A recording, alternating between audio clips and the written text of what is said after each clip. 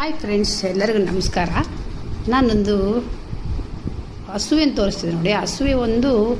ಹಸುವಿದು ಕರು ಒಂದು ಉಂಟು. ಇದು ನಮ್ಮ ಸಬ್ಸ್ಕ್ರೈಬರು ನನಗೆ ಗಿಫ್ಟಾಗಿ ಕೊಡಿಸಿದ್ದು. ನನಗೆ ಗಿಫ್ಟಾಗಿ ಕೊಡಿಸಿದ ನಂತರ ದೊಡ್ಡ ಬಹುಮಾನ ಅಂತಲೇ ಹೇಳ್ಬೋದು ಇದು. ಯಾಕೆಂದರೆ